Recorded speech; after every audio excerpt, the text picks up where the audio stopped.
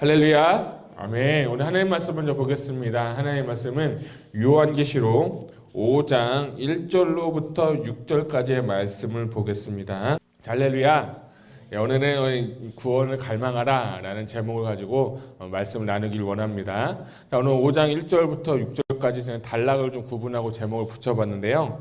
1절은 두루마리의 형태, 2절과 3절은 천사의 외침, 그리고 4절은 사도 요한의 갈망, 5절과 6절은 예수 그리스도의 묘사, 이렇게 제가 단락을 나누고 이렇게 제목을 붙여보았습니다. 할렐루야. 자, 오늘은 요한계시록 5장을 볼 텐데, 요한계시록을 저는 이제 여러 가지로 이렇게 구분을 하고 많은 분들이 얘기를 하지만, 저는 요한계시록 1장부터 5장까지를 서론의 한 축으로 보게 됐어요. 집으로 비유하면, 집을 지을 때 뭐를 지어야 되면 바닥에 기초를 세우셔야 되잖아요. 이 바닥의 기초가 뭐냐면 바로 요한계시록 1장, 2장, 3장, 4장, 5장을 의미하는 겁니다. 자, 그래서 오늘은 요한계시록 5장을 볼 텐데, 이 요한계시록 5장의 원래 이 장의 하나의 장을 타이틀을 정한다면 한번 따라해 볼까요? 계시의 방법. 자, 계시의 방법이라고 하는 거예요. 그러니까 4장과 5장은 이 사도 요한이 하나님께서 부르셔서 천상에서 이제 되어갈 이제 일들에 대해서 말씀하시는데, 4장 1절 마지막에 보면 올라오라, 이후에 마땅히 일어날 일들을 내가 내게 보이리라 하면서 4장에는 이제 임봉되고 계시의 출처에 대해서 얘기를 했다면, 이제 5장에서 이 계시를 어떻게 내가 이제 알려주겠다 하는 것을 계시의 방법에 대해서 이야기를 하고 있는 것이 바로 5장의 전체입니다. 우리가 다 읽진 않았지만 5장 1절부터 6절은 이제 하나의 서두고, 또 7장부터 이제 마지막 절까지는 또 이 많은 장로들, 그리고 요한, 생물들이 다 하나님 앞에 찬양하는 것을 볼 수가 있습니다.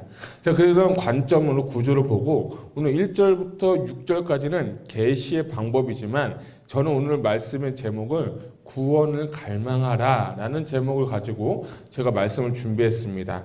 자, 우리 1절을 한번 보도록 하겠습니다. 제가 읽어드릴게요. 내가 봄에 또 보호자에 앉으신 이의 오른손에 두루마기가 있으니 안팎으로 썩고 7인으로 봉하였더라. 자, 가니까 보호자에 앉으신 이의 오른손에 뭐가 있었냐면 두루마기가 있었다고 합니다. 근데 이 두루마기가 있는데 그 두루마기에 써 있는 게 안팎으로 빽빽하게 써 있더라 라는 거죠. 그럼 여기서 두루마기는 무엇인가 라고 하면, 이것은 하나님께서 창세 전부터 또 창세 이후, 그리고 그 이후까지, 영원부터 영원까지 하나님께서 온 인류를 향한 계획과 구원과 섭리와 그 모든 것을 총합한 것이 바로 이 두루마기에 적혀 있다는 거예요. 쉽게 표현하면 인류의 역사, 구원의 역사, 하나님께서 이 땅을 향하신 그 계획이 이 두루마기에 적혀 있는데, 신기한 것은 이 두루마기가 적혀 있는데 이 두루마기에 너무나도 많은, 또 세밀하고 그 정확한 하나님의 그 계획과 경륜과 섭리가 어떻게 적혀 있냐면 안팎으로 적혀 있더라. 한마디로 7페이지 정도 되는데, 그 7페이지에 그냥 앞에부터 이 한 페이지가 아니라 양면으로 다 써져 있는, 빡빡하게 써져 있는 하나님의 구원과 계획과 섭리와 경륜이 다 써 있다는 것을 의미하고 있습니다. 그 당시에 편지를 쓰면, 저희도 편지 쓰면 한 페이지만 쓰잖아요. 그렇지 않습니까? 근데 그 한 페이지만 쓴 게 아니라 이쪽 면도 쓰고 반대편도 써가지고 하나님께서 그 계획과 경륜과 섭리니 우리가 헤아릴 수 없을 정도로 너무나도 많다는 것을 보여주고 있습니다. 또 하나, 또 재밌는 거 1절 마지막 보니까 7인으로 봉하였더라. 자, 그 당시에 편지를 쓸 때 이렇게 다 쓴 다음에 이렇게 돌돌돌돌 말아서 인을 치는 거예요. 씨를 붙인다고 하잖아요. 씨를 붙이는데 뭐라고 하냐면 7인을 붙였다는 것은 7개의 편지를 돌돌돌돌 말아서 겹치고 겹쳐가지고 그것을 계속 씨를 붙여가지고 완벽하게 그것을 봉하였다는 것을 볼 수가 있습니다. 그러니까 7인으로 봉하였다는 것은 그 하나님의 계획과 경륜은 그 어느 누구도 뗄 수 없을 만큼 꽁꽁꽁꽁 붙여 놓았다는 거예요. 그래서 2절과 3절에 보니까 2절에 보니까 또 봄에 힘 있는 천사가 큰 음성으로 외치기를 누가 그 두루마기를 펴면 그 인을 떼기에 합당하냐. 그러니까 7인으로 쌓여져 있는 이 두루마기를 그 어느 누구도 풀 수 없다는 거예요. 이 말씀은 하나님의 계획과 경륜, 구원의 역사는 그 어느 누구도 하나님의 피조물이었던 그 당시 천사들도 뗄 수가 없을 정도로 그것을 하나님의 경륜과 계획은 비밀에 감춰졌다는 겁니다. 이해 가시죠? 그러니까 비밀의 경륜에 있는 그때 누가 이것을 뗄 수 있냐고 천사가 나와서 이야기를 하는 거예요. 또 3절에 보니까 요한의 시점에서 볼 때 하늘 위에서나 땅 위에서나 땅 아래에 능히 그 두루마기를 펴거나 볼거나 할 자가 없느니라. 아무도 뗄 수 없다는 거예요. 하나님의 계획과 경륜을 그 누구도 이해할 수 없고 그 인들을 떼서 하나님의 일들을 모든 자들에게 알려준다는 것은 그 누구도 할 수 없다는 것을 2절과 3절에서 이야기하고 있습니다.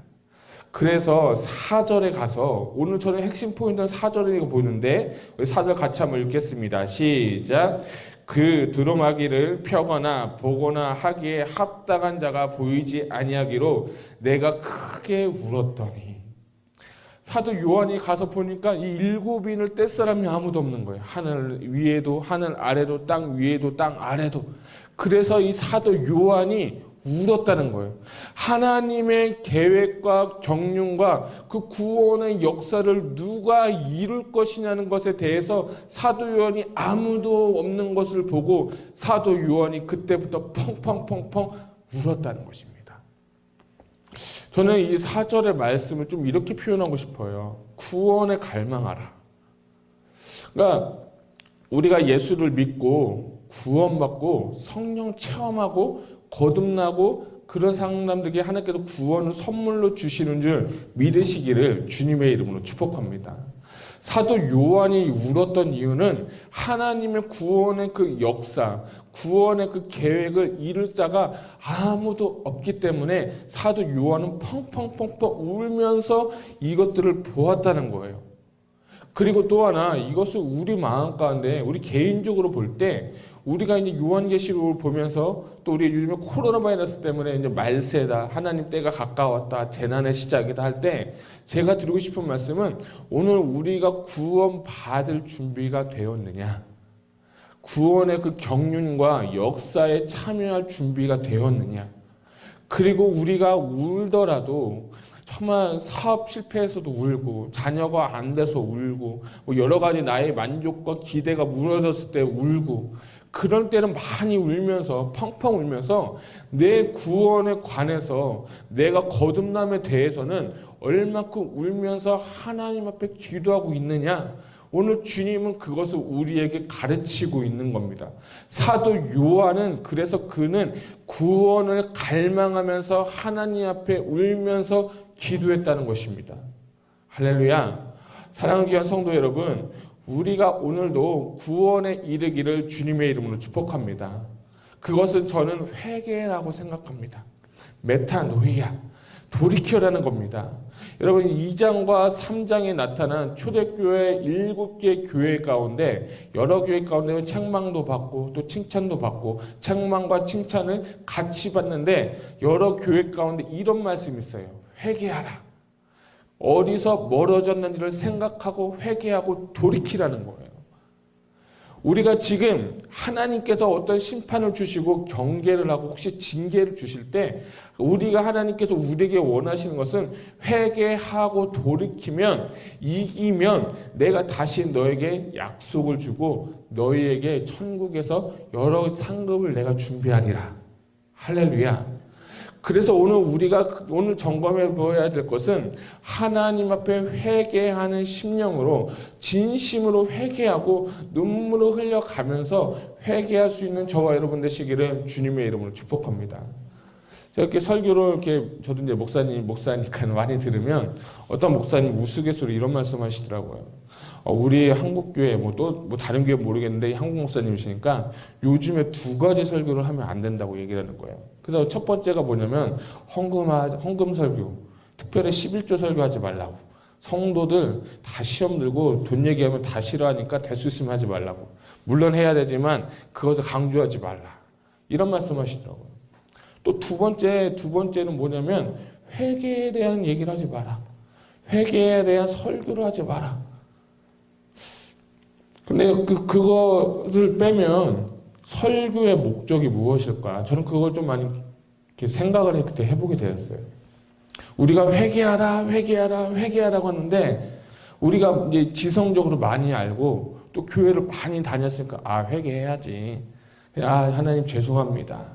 어떤 사람은 진짜 막 은혜 받고 정말 심령에 통회하는 마음이 있어가지고 펑펑펑 울면서 대성통곡을 하시는 분도 있습니다.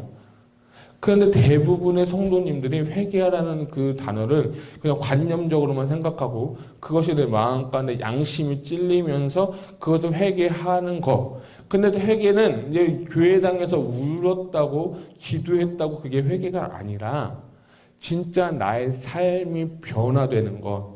이것이 회개인 줄 믿으시기를 주님의 이름으로 축복합니다. 저는 그것이 진짜 회개라고 생각해요.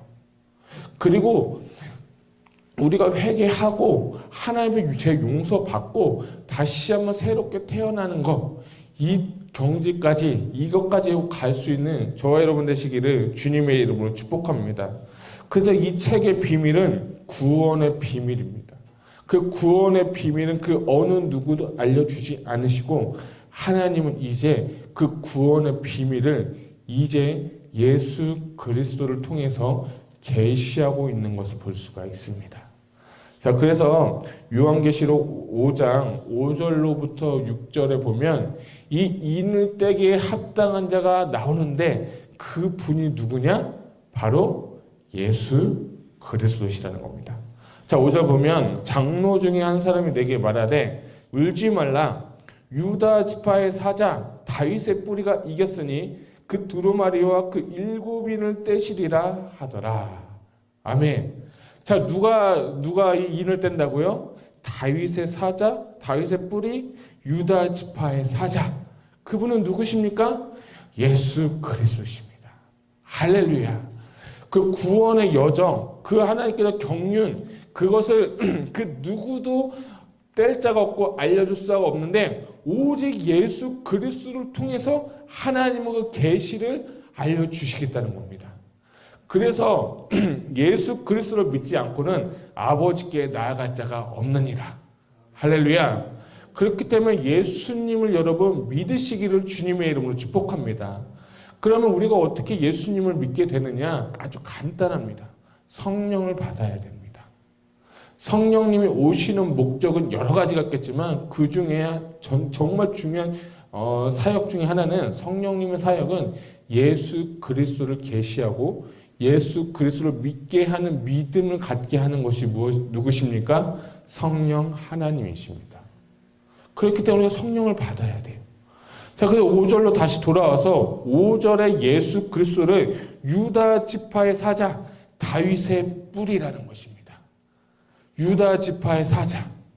이것은 이제 예수님의 재림을 의미하는 말로도 해석할 수 있습니다.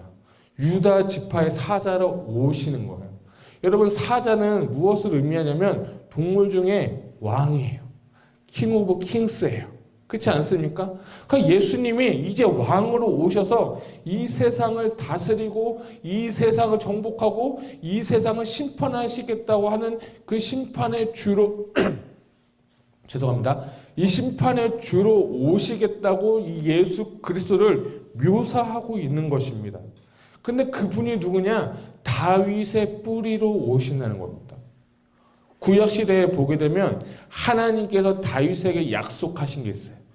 내가 너의 왕위를 견고하게 하리라. 왜 하나님께서 다윗과 언약을 맺으시면서 그 왕위를 견고하게 하셨냐면 다윗의 뿌리를 통하여서 언약을 통하여서 예수 그리스도가 나시기 때문에 오늘 이 5절 말씀에 다윗의 뿌리라는 것은 구약시대의 하나님과 이 다윗의 언약을 통하여서 다윗의 뿌리를 통해서 예수 그리스도가 다시 오실 것이라는 것을 예언하시고 언약하셨다는 겁니다. 또 이 서신자인 1세기 초대교회 성도들은 이분이구나. 이분이 초림하셨고 이제 재림해서 오시고 그분은 이제 어떤 분을 오십니까? 왕위로 오신다는 겁니다. 우리 그분을 기대하시기를 주님의 이름으로 축복합니다. 그리고 내 마음 가운데 그분을 왕으로 모셔야 돼요. 내 마음에 그분이 왕이고 내 인생의 주인이 되시는 그 삶을 살아가게 될 때 진짜 그분이 오실 때 그분의 음성을 알아듣게 될 것입니다. 구원은 죽어서 구원받는 게 아니라 지금부터 구원을 이루어가는 것이고 목자는 내 음성을 듣는다고 했으면 음성 듣는 훈련을 통해서 그분이 오실 때 진짜 그분의 음성을 들을 수 있어야 됩니다. 아멘. 저와 여러분들 되시기를 주님의 이름으로 축복합니다. 자, 6절을 같이 한번 읽겠습니다. 시작. 내가 또 보니 보좌와 내 생물과 장로들 사이에 한 어린 양이 서 있는데 일찍이 죽임을 당한 것 같더라.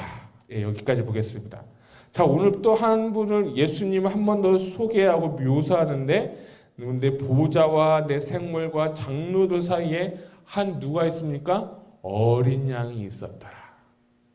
자, 이 6절의 서부, 보좌, 내 생물, 장로들 사이라는 것은 이 사장에 가게 되면 이 하나님께서 요한을 불러서 보좌 앞으로 가고 그곳 가운데 있었던 것을 또 묘사하고 그 사이에서 한 어린 양을 발견했다는 겁니다. 여러분, 어린 양 하면 우리는 다 알죠. 하나님 예수 그리스도를 의미합니다. 그런데 이 양은 예수님을 의미하는데 이 양을 어디에서 이렇게 먼저 묘사를 했냐면 출애굽기에 대해서 먼저 묘사했어요. 유월절, 여러분 유월절을 잘 알고 계시고 유월절에 어린 양의 피를 이렇게 죽이고 그 피를 발라서 문설주에 바르면 죽음의 그림자가 어떻게 됩니까? 패스오버. 유월한다고 하죠. 그래서 유월절이 시작되고 그 출애굽기에 나타난 유월절 사건은 예수 그리스도의 구원, 예수 그리스도를 믿을 때 예수의 피를 우리 심령에 뿌려질 때 구원받는다는 것을 계시하시고 알려주시는 거예요. 그리고 레위기에 가서 보게 되면 레위기에 보면 제사들이 많이 나오는데 레위기 16장에 가서 보게 되면 대속죄일이 있습니다. 대속죄일에 양을 2마리 잡아서 한 마리는 이 속죄소와 이 지성소에 가서 뿌리고 한 마리는 아사셀 어린 양으로서 그 양을 갖고 저 멀리 이 광야로 보냅니다. 막 오게 되면 발로 차가지고 저 막 가서 그 어린 양이 일이나 사자나 그 짐승에서 죽었을 때 그 피를 흘림으로 말미암아 1년 동안 이스라엘 그 모든 죄를 사하는 날, 그날이 바로 대속죄일, 그것을 또 의미합니다. 자, 구약시대는 그 어린 양은 제사의 의미를 두고 희생과 죄사함이었다면 이 신약에 와서 세례 요한은 예수님을 뭐라고 표현했습니까? 세상 죄를 지고 가는 하나님의 어린 양이다. 그러니까 세례 요한은 그것을 안 것 같아요. 저분을 만난 적은 없지만 그분이 하나님의 어린 양이 되어서 우리의 모든 죄를 사하실 분이라는 것을 이 신약 시대의 모든 성도들에게 세례 요한은 선포하였다는 것입니다. 그리고 이 요한계시록에 와서 이 다시 죄송합니다. 사도 요한은 그 한 어린 양이 있는데 일찍이 죽임을 당한 것 같더라. 이 예수님을 다시 또 한번 묘사하는데 처음에는 왕으로 오시고 유다의 뿌리, 유다의 사자, 이 다윗의 뿌리로 오신 왕이지만 이제 그 주님은 어떤 분이시냐? 어린 양으로서 죽임을 당하고 순종당하신 고난당하신 어린 양으로 비유하고 있다는 것입니다. 그 어린 양, 그 예수 그리스도만이 하나님의 구원과 경륜과 섭리, 임봉되었던 두루마기를 떼실 합당한 자라는 겁니다. 할렐루야. 그것을 지금 요한계시록 5장 1절로부터 6절까지 이렇게 묘사하고 있습니다. 자, 아까 제가 말씀드린 것처럼 이제 우리 삶 가운데 조금 더 적용을 해본다면 예수 그리스도는 유다의 사자, 다윗의 뿌리라고 했으면 왕으로서 오시는 거예요. 승리하시는 겁니다. 우리의 삶도 마찬가지예요. 우리의 삶도 매일매일 이기는 삶을 사시기를 주님의 이름으로 축복합니다. 나는 이길 수 없고 나는 정말 할 수 없지만 주님이 나와 함께 하시다면 내 안에 있는 주님께서 이미 사망 권세를 모두 다 깨뜨려 없으셨고 그것을 파쇄하였고 이미 승리하셨다면 우리의 삶도 날마다 승리하는 저와 여러분 되시기를 주님의 이름으로 축복합니다. 오늘 주님께서 원하시는 건 뭐냐면 너희가 매일 패배하고 절망하고 좌절하고 낭망하고 두려워하는 삶을 사는 것이 아니라 이기라. 할렐루야. 초대교회 7개 교회들에게 하시는 얘기는 뭡니까? 이기는 자는 우리도 날마다 말씀과 성령으로 이길 수 있는 저와 여러분 되시기를 주님의 이름으로 축복합니다. 그래서 우리가 어떻게 해야 됩니까? 마귀를 대적하고 마귀와 싸워서 이겨야 됩니다. 야고보서 4장 7절에 보면 마귀를 대적하라. 그리하면 너희를 피하리라. 마귀를 어떻게 하라고요? 대적하는 거예요. 우리가 마귀와 싸우면 다 지죠. 우린 육을 갖고 있기 때문에 유혹에 빠지고 넘어지기 쉽지만 성령의 은혜로 다윗의 사자, 유다의 뿌리, 유다의 사자인 예수 그리스도의 힘입어 예수 그리스도의 십자가 보혈의 힘입어 마귀와 싸워서 승리하시기를 주님의 이름으로 축복합니다. 그분이 우리의 주시고 예수 그리스도인 줄 믿으시기를 주님의 이름으로 축복합니다. 또 하나 예수님의 겸손을 배우셨으면 좋겠어요. 그리고 순종을 배우시기를 주님의 이름으로 축복합니다. 어린 양, 하나님의 귀한 어린 양이 순종하였기 때문에 십자가에 달려서 죽으시고 그 모든 십자가에서 모든 저주를 받으시면서 순종하심으로써 하나님의 인류의 구원의 역사를 십자가에서 다 이루신 것입니다. 그것을 우리가 믿어야 됩니다. 우리도 그분을 믿는다고 한다면 우리도 그분의 십자가 사역의 순종을 배울 수 있는 저와 여러분 되시기를 주님의 이름으로 축복합니다. 예수님은 철저하게 하나님 아버지의 말씀에 순종하였기 때문에 이 7인을 떼셨고 구원 사역을 하셨고 구원의 역사를 이루신 것입니다. 그런 예수님을 믿으시기를 주님의 이름으로 축복합니다. 자, 오늘은 구원을 갈망하라는 제목을 가지고 요한계시록 5장 1절부터 6절까지 말씀드렸습니다. 다시 한번 정리한다면 여러분들이 구원을 갈망하시고 오늘도 회개할 때 단순하게 대성통 눈물 흘리는 회개가 아니라 내 생각과 삶이 완벽하게 변화되는 회개의 삶을 사시기를 주님의 이름으로 축복합니다. 또 하나 예수님을 나의 왕으로서 어린 양 되신 주님으로서 모시고 그분과 함께 동행하면서 날마다 승리할 수 있는 저와 여러분 되시기를 주님의 이름으로 축복합니다.